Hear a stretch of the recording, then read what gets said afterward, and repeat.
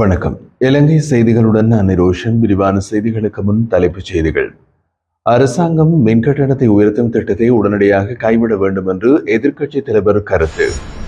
உள்ளூராட்சி மன்ற தேர்தல் முடிவுகள் மூலம் மக்கள் அரசாங்கத்திற்கு கடும் எச்சரிக்கை ஒன்று வழங்கியுள்ளதாக முன்னிலை சோசலிச கட்சி வலியுறுத்தல். இலங்கையில் ஊழல் காரணமாக ஜப்பான் நிறுவனங்கள் சில பாதிக்கப்பட்டுள்ளதாக இலங்கைக்கான ஜப்பானிய தூதுவர் சுட்டிக்காட்டு. கொழும்பு மாநகர சபையில் ஆட்சி அமைப்பதற்காக ஐக்கிய மக்கள் சக்திக்கு ஆதரவு அளிப்பது தொடர்பாக இதுவரை எந்த தீர்மானமும் எடுக்கப்படவில்லை என ஸ்ரீலங்கா பொதுஜன பெரமுன அறிவிப்பு. தொடர்வது விரிவான செய்திகள். அரசாங்கத்தின் மின்கட்டணத்தை உயர்த்தும் திட்டத்தை உடனடியாக கைவிட வேண்டும் என்று எதிர்க்கட்சித் தலைவர் சஜித் பிரேமதாச குறிப்பிட்டுள்ளார்.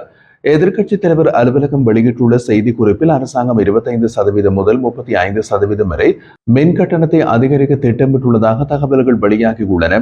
கடந்த கால அரசாங்கம் சர்வதேச நாணய நிதியத்தோடு செய்த ஒப்பந்தத்தை மீளாய்வு செய்வதாக வாக்கு கேட்டு ஆட்சிக்கு வந்த தற்போதைய அரசாங்கம் அந்த வாக்குறுதியை நிறைவேற்றாததால் மின்கட்டண உயர்வு அவசியமாகின்றது. மின் கட்டணத்தை குறைப்பதாக வாக்குறுதி அளித்த இந்த அரசாங்கம் தற்போது அதற்கு மாறாக கட்டணத்தை உயர்த்த முயல்கின்றதை ஏற்க முடியாது என்பதால் இதற்கு எதிராக அனைத்து தரப்பினரையும் ஒன்றிணைத்து போராட்ட நடவடிக்கை முன்னெடுக்கப்படும் என்றும் தெரிவித்திருந்தார். நடைபெற்று முடிந்த உள்ளூராட்சி மன்ற தேர்தல் முடிவுகள் மூலம் மக்கள் அரசாங்கத்திற்கு கடும் எச்சரிக்கை ஒன்றை வழங்கியுள்ளார்கள் என்று முன்னிலை சோசலிச கட்சியின் செயலாளர் குமார் குணரட்னம் தெரிவித்தார். இது தொடர்பாக கொழும்பில் நடைபெற்ற செய்தியாளர் சந்திப்பில் பேசிய அவர், தேர்தல் பெறுபவர்கள் மூலம் மக்கள் எங்களின் கோரிக்கைகளுக்கு ஏதோ ஒரு அளவுக்கு செவி சாய்க்கின்றார்கள் என்பதை காண முடிகின்றது. ஆனால் அரசாங்கம் தேர்தலுக்கான வாக்குறுதிகளை மறந்து தற்போது புதிய தாராளவாத கொள்கையினை பின்பற்றி வேகமாக நகர்கிறது என்று குறிப்பிட்டார். மக்களுக்கு இடர் விளைவிக்கும் வரி சுமையை குறைப்பதாக தெரிவித்த அரசாங்கம் சர்வதேச நாணய நிதியத்தின் நிபந்தனைகளுக்கு அமைவாக அத்தியாவசிய பொருட்களின் விலைகளை மேலும் உயர்த்தியுள்ளது. பாடசாலை உபகரணங்கள், சுகாதார பொருட்கள் போன்றவற்றின் விதிக்கப்பட்ட வரிகள் கூட 1% குறைக்கப்படவில்லை. மேலும் நாட்டின் பொருளாதார சுதந்திரத்தை இந்தியாவிடம் ஒப்படைக்கும் வகையில் பல ஒப்பந்தங்களில் அரசாங்கம் கையெழுத்திட்டுள்ளதுடன் அவை இதுவரைக்கும் பொதுமக்களிடம் வெளிப்படையாக வெளியிடப்படவில்லை. அதிகாரத்திற்கு பிறகு இவர்கள் முன்னதாக எதிர்த்த அடக்குமுறைகளை இப்போது போராட்டக்காரர்களுக்கு எதிராக கடுமையாக பயன்படுத்துகின்றார்கள். இந்த நிலையில் கடந்த பொது தேர்தலில் தேசிய மக்கள் சக்தி பெற்ற வாக்குகளை விட இந்த முறை 23 லட்சம் வாக்குகள் குறைவடைந்துள்ளமை மக்களிடையே ஏற்பட்டுள்ள விரக்தியின் விளைவே காரணமாகும். எனவே இந்த தேர்தல் முடிவுகள் அரசாங்கத்திற்கு வழங்கப்பட்ட ஒரு சிவப்பு எச்சரிக்கை என்று கருதி அரசாங்கம் அதன் செயல்பாடுகளை சீரமைக்க வேண்டும் என்று குமார் குணரத்னம் வலியுறுத்தியுள்ளார். உள்ளூராட்சி மன்றங்களில் தமிழரசு கட்சி ஆட்சி அமைப்பதற்காக தாம் ஒத்துழைப்பு வழங்க எதிர்பார்த்துள்ளதாக தமிழீழ மக்கள் விடுதலை கழக தலைவர் மற்றும் முன்னாள் நாடாளுமன்ற உறுப்பினர் தர்மலிங்கம் சித்தார்த்தன் குறிப்பிட்டார். அதேவேளை சில சபைகள் தொடர்பாக தமிழரசு கட்சி பிற தமிழ் கட்சிகளுக்கு ஆட்சி அமைப்பதற்கான வாய்ப்பை வழங்குவது குறித்து ஆராய்வதும் நடைபெற்று வருவதாக கூறியிருந்தார். இலங்கை தமிழரசு கட்சியின் பொதுச் செயலாளரும் ஜனாதிபதி சட்டத்தரணியுமான எம்.ஏ. சுமந்திரன் மற்றும் ஜனநாயக தமிழ் தேசிய கூட்டணியின் முக்கியஸ்தர்களும் ஒரு சந்திப்பில் கலந்து கொண்டிருந்தனர். சந்திப்பின் போது உள்ளூராட்சி மன்றங்களில் ஆட்சி அமைப்பது மற்றும் எதிர்காலத்தில் தமிழ் கட்சிகள் ஒன்றிணைந்து எவ்வாறு செயல்பட வேண்டும் என்பது தொடர்பாக விரிவாக கலந்துரையாடப்பட்டுள்ளது. இந்த விடயங்கள் குறித்து யாழ்ப்பாணம் கந்தரோடி பகுதியில் உள்ள சித்தார்த்தனின் இல்லத்தில் இடம்பெற்ற சந்திப்பின் பின்னர் அவர் ஊடகங்களுக்கு கருத்து தெரிவித்த போது மேற்கண்டவாறு கூறியிருந்தார். இந்த சந்திப்பில் நாடாளுமன்ற உறுப்பினர் செல்வம் அடைக்கல்நாதன், முன்னாள் நாடாளுமன்ற உறுப்பினர்களான ஸ்ரேஸ் பிரேமச்சந்திரன், சந்திரகுமார் உள்ளிட்டோரும் பங்கேற்றிருந்தனர். இலங்கையில் ஊழல் காரணமாக சில ஜப்பானிய நிறுவனங்கள் பாதிக்கப்பட்டுள்ளதாகவும் இந்த பிரச்சனையை சமாளிக்க இலங்கை அரசாங்கம் நடவடிக்கை எடுக்கும் என்ற நம்பிக்கை இருப்பதாகவும் ஜப்பானிய தூதுவர் அகியோ இசமோட்டோ தெரிவித்துள்ளார். கடந்த வாரம் கொழும்பில் பாத்ஃபைண்டர் அறக்கட்டளை நடத்திய விவாத நிகழ்ச்சியில் எழுந்த கேள்விக்கு பதிலளித்த போது தூதுவர் இந்த கருத்துக்களை வெளியிட்டிருந்தார். முன்னதாக சில ஜப்பானிய நிறுவனங்கள் இலங்கையில் முதலீடுகளை பெறுவதில் சிக்கல்களை எதிர்கொண்டதாக செய்திகள் வெளியாகி இருந்தன. இந்த நிலையில் ஜப்பான் நிறுவனங்கள் எந்த வகையிலும் ஊழலுக்கு இடமளிக்காது அவை இணக்க கடமைகளை முறையாக பின்பற்றிக் கொள்கின்றன என்று தூதர் இசமோட்டா உறுதியாக தெரிவித்துள்ளார். இதே நேரத்தில் ஜனாதிபதி அனுரகுமார திசாநாயக்கவின் ஊழல் எதிர்ப்பு நடவடிக்கைகள் முக்கியத்துவம் பெற வேண்டும் எனவும் அதிகாரிகள் மட்டத்திலும் ஊழலை கட்டுப்படுத்துவதற்கான நடவடிக்கைகள் அவசியம் என்றும் அவர் வலியுறுத்தினார். ஜனாதிபதியால் முன்வைக்கப்பட்ட தேசிய மக்கள் சக்தி அரசியல்வாதிகள் எந்தவிதமான ஊழலிலும் ஈடுபடவில்லை என்ற கூற்றுக்கு பதிலளித்த அவர் அதிகாரிகள் மட்டத்தில் இருக்கும் ஊழலையும் சமாளிக்க வேண்டியது முக்கியம் என்றும் அவர் குறிப்பிட்டிருந்தார்.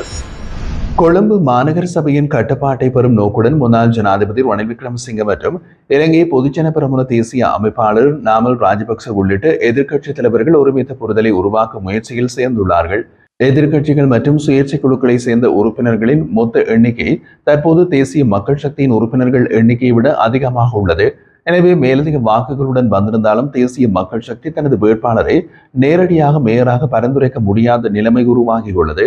மாநகர சபையின் முதல் அமர்வில் ரகசிய வாக்கெடுப்பின் மூலம் பெரும்பான்மையுடன் மேயரை தேர்ந்தெடுக்க வேண்டிய கட்டாயம் உள்ள நிலையில் உறுப்பினர்களின் ஆதரவை பெறும் முயற்சியில் தேசிய மக்கள் சக்தி தீவிரமாக ஈடுபட்டு வருகிறது. இதே நேரத்தில் ரணில் விக்ரமசிங்கவுக்கு நெருக்கமான ஒரு உயர்தர உறுப்பினர் பெரும்பான்மையை கண்டறிந்து மேயரை நியமிக்க எதிர்க்கட்சிகள் மற்றும் சுயேட்சை குழுக்களுடன் பேச்சுவார்த்தைகளை முன்னெடுத்து வருவதாக தகவல்கள் தெரிவிக்கின்றன. மேலும் மேயர் வேட்பாளரை தெரிவு செய்யும் விதத்தில் ஐக்கிய மக்கள் சக்திக்குள் கருத்து முரண்பாடுகள் உள்ளதாகவும் அரசியல் வட்டாரங்களில் பேசப்பட்டு வருகின்றது.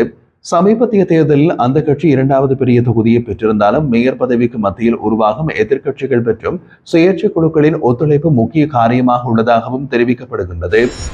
கொழும்பு மாநகர சபையில் ஆட்சி அமைப்பதற்காக ஐக்கிய மக்கள் சக்திக்கு ஆதரவளிப்பது தொடர்பாக இதுவரை எந்த தீர்மானமும் எடுக்கப்படவில்லை என்று ஸ்ரீலங்கா பொதுஜன பெரமுனவின் பொதுச் செயலாளர் சாகர காரியவசம் தெரிவித்தார்.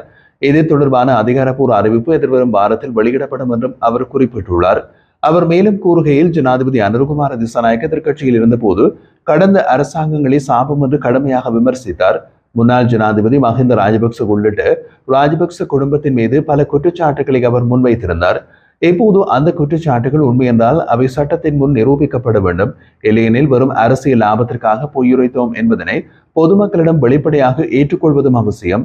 அத்தோடு ஐக்கிய மக்கள் சக்திக்கு ஆதரவளிக்க வேண்டுமா என்பது குறித்த கட்சியின் நிலைப்பாடு இன்னமும் இறுதி செய்யப்படவில்லை. இந்த விடயம் தொடர்பாக விரைவில் கூட்டம் கூட்டப்படும் என்றும் அந்த கூட்டத்தில் எடுக்கப்படும் முடிவின் அடிப்படையிலேயே இறுதி தீர்மானம் எடுக்கப்படும் என்றும் கட்சியின் ஆதரவாளர்களின் கருத்தும் பரிசீலிக்கப்படும் என்றும் அவர் கூறியிருந்தார்.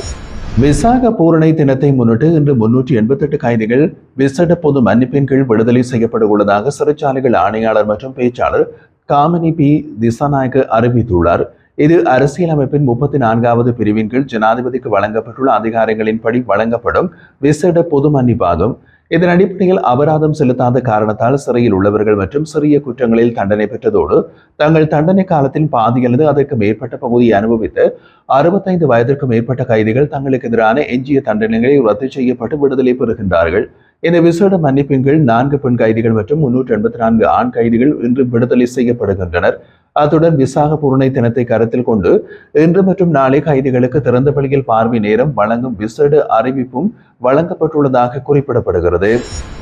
இடைநிறுத்தப்பட்டிருந்த இறக்குமதி கட்டுப்பாடுகள் 4 வருடங்களுக்கு பின்னர் தற்போது தளர்த்தப்பட்டமையினால் வாகன இறக்குமதி துறையினர் நன்மையடைந்து வருவதாக குறிப்பிடப்படுகிறது.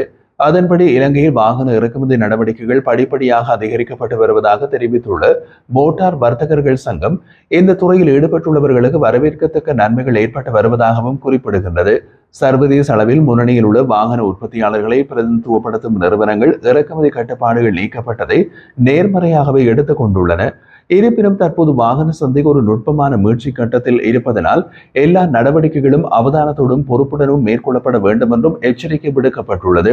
இதற்கிடையே அதிக இறக்குமதி வரிகள், வெளிநாட்டு நாணயத்திற்கு வரையறுக்கப்பட்ட அணுகுமுறை மற்றும் நீண்டகால திற கொள்கைகள் இல்லாத நிலைமைகள் இந்த துறையின் வளர்ச்சிக்கு தடையாக உள்ளன என்றும் மோட்டார் வாகன வர்த்தகர்கள் சங்கம் தெரிவிக்கின்றது.